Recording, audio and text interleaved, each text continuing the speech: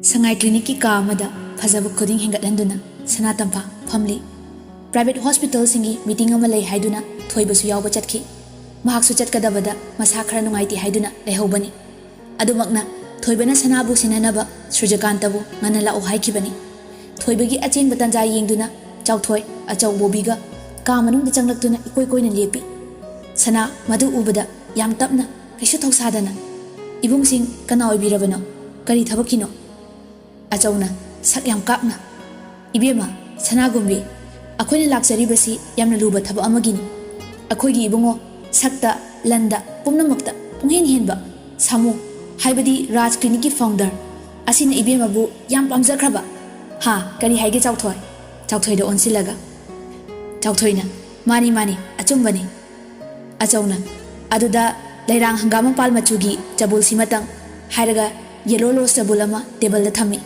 aduga angangba jabul ama mu puthorei aduga angang machugi siga amu ibemaga punsi khongloi oimin sanana marak thatkhre yare tokpiro masi yum nate adom khoina pamni badu kakaga yumda tanabi adugi orabadi lingbi kro sana khon kalapna kanale Madhabi kaka Gopal tamo Srijakanta Madhabi chinsilai sanana thongdu hangwa haina signal tawrei aduga lingbirasi tawriba thodu aduda sa ahumdu sagi lichat hawrei achawna khudombi adu nakna sanagi mamai miyada thinduna yakna hairi he kari sulai trabin pi macha akhoi asi kanagi mahut sinduna lakpon haiba khangna wangang natrabadi sana khonjel di niyam na nganglaga natrabadi kari tawgadoriba achawna loinamak tawbangami masi khangu aduga taw makha taba nangkhidre khonjel aju tabada mapai bungi sel thiringai da thingdokiba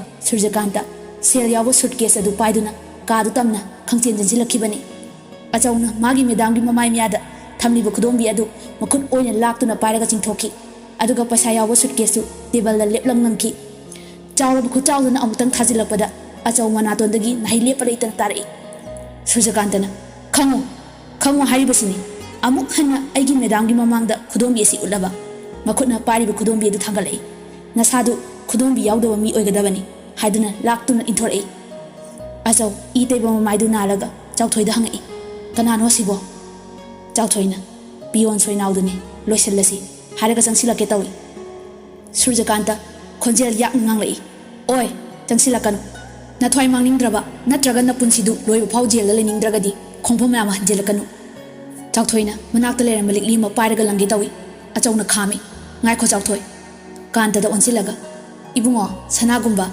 nangi pion gi thaboksi paisa kyano adugi saruk ahum pige akhoi gi sida yelakanu heda karisu leitraba thaboksi gi nathoi mangi khanganu khangi nang hingnabagi damak thabak asi tawbani thonglom da thinduna chatko hairei Sanatampha marau leina Srijakanta da yenglei sanagi mityengi artha mahaksu khangi ngasi mahaki duty gi changyeng mang phangle aduga mahaki medamna mahaki pukningda mathau tawraroi haibagi jingnaba ma pokle haibadusu Srijakanta khanglami adu ubada Srijakanta saurambadagi nokningmandana kanna nokthorai mahakna nokpaduda sa ahumdu makhut prok thektuna ikai sanasu sauraduna hairei tamukanta kaino nahakna tawridubo makhoise thuna tanthopigi haibra natraga ai oina chakhro haibra ai kakagi manakta chatlaga police report tawrurani Srijakanta sanagi manakta tapna changsilaklaga norukna hairei medam warobino ahak yam nokning lure aini medambu thadoktuna chakhrani haliba medamgi chingnaba mityengduni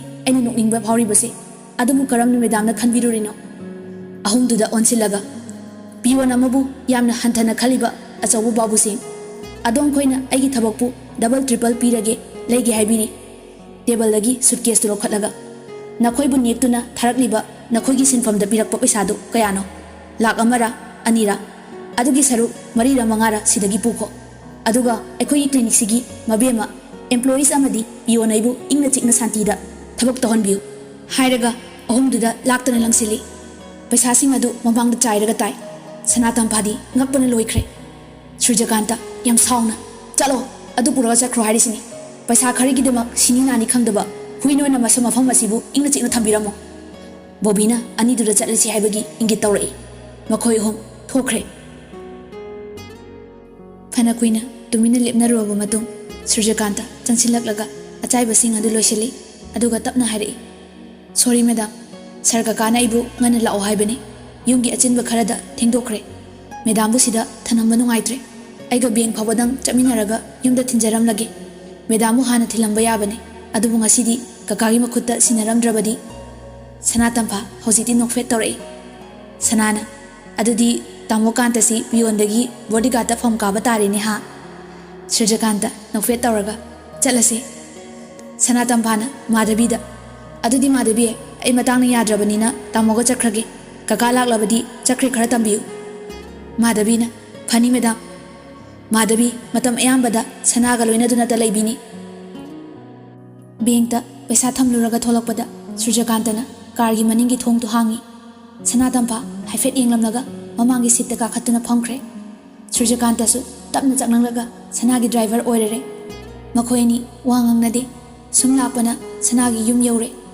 Surjakantana pochai singdu thangjilaktuna sumangdu thami aduga hairei. Adudi madam imungda lengsinbiro. Ai sarga ka ngai boina mangol sida phamjarage. Sanana yaroi tamu imungda changsi. Ine mama mapandagi pochai sing asi loksinbiyo. Yaimaga chawbiga matay manaw tholaktuna pochai sing adu loksili. Thoibana ahal oisilakpadagi waraduna makhoi anibu yumgi mateng pangnaba thambani. Sanana mama phampham kada sangongga chanabaga pubiro. Yaimana phani bema. Sanana kantabu phamhali ka adu masanana yamna phase. Sanagi special guest room di kanabasu papangna changnaba room nate. Thoibana tana yumgi atay mi singsu pangna changde. Surjakanta amutang laiduna yengi. Ngasi mahaki wakhalasi irang langi. Masana maramdi khangjade adubo phathabadi ngamdre. Tumini lukthaduna phamnaga lairibi Sanatamphada mamit kuptaba makai pena yengjari. Sanasu haifet yengkhalai. Tanjaduda yaimana achipabu thugairere. Yaimana ibungo sangom paisi. Surjakantana hoi yani mama. Sangom thanamlaga yaima changkre. Surjakantana thake toba sangom adu Sanana mulli. Surjakanta yam ngakna kaidorage madam. Sanana tamoga ngangnagadaba wa yamna lei. Surjakantana yani takpiyo. Sanana aina khanginglibase tamogi maramdane tamogi family gi maramdane. Surjakantana o adura madam imaga babaga aigatani akhoi ahum. Sanana baba kari tobibage. Surjakantana thoidokpa karisu tawdeda. Sanana adudi paisa aduk yambabu kadaidagino. Ngasaigai hanglakadra kiramba wahangduma hanglakle. Oidaba ngangbasu hainadagum taw kanta thaidoklaga khomi. Madu mari mata amagi thambiyona pirakpani madam. Sanana natte kaino ngasaidi isagi dawna haikibadaine. Surjakanta nokfet tawraga adu natradi kari upai lei samaraktuda adugi su mathakta aigidi madam leirisidi makoina puduna chakhrabasu madamna aigidamukta singbini haiba ai khangi. Sanana naksilaklaga hairei. Isagi kanaba phanglaga aina tamobu kaukthokpa ngamloidrane. Surjakantana natte ngamloi ai madambu munna khangjai. Sanana aibu asukluna tawbiriba amadi thajabiriba karigino.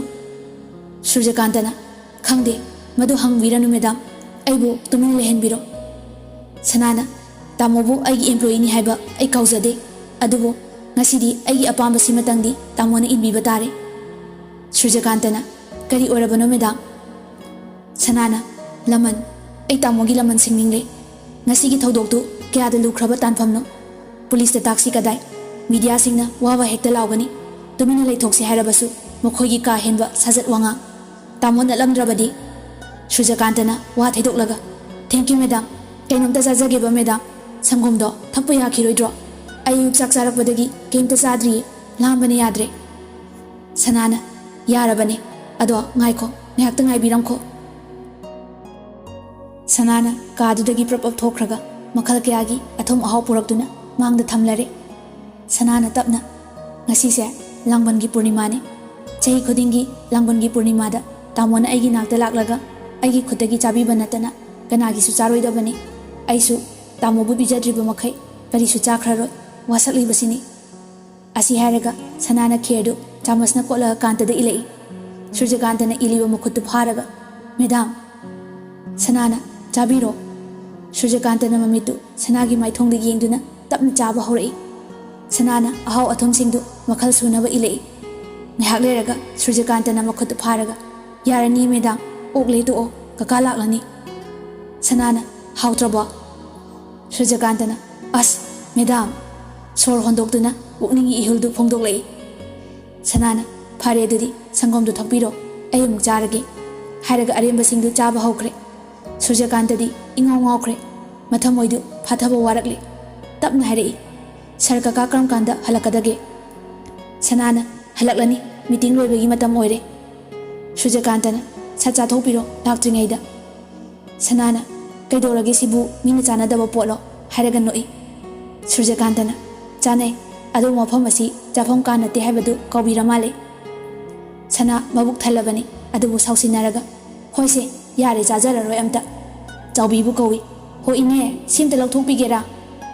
Chaubina hoi hoi ine laukthokpirage atai kari purakhoge. Surjakanta noklaga yarani ine. Chaubi thokibaga Surjakantana aduk saugalabadi asuk chauba thabaksing asi karamna tawgani medam. Sanana khomdringai thoibana thatkhre. Kari achauba thabaknoni kanta Madhavina pau tambadagi loina khangle. Hera aigumbagi chadabu khanglidana makhoi thoiba kanano khangange.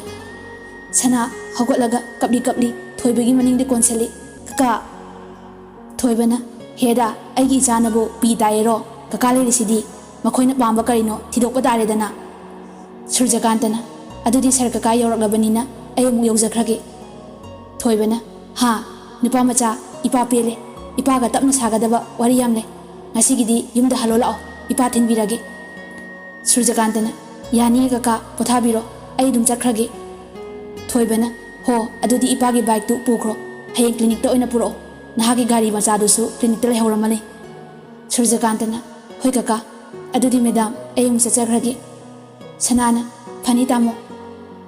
Thoibana lao lao so lokthokpirurage. Asi hairaga thokminakre tum thangba kantana sanada thoklamdaida haifet mamitu lurakna na yinglammi.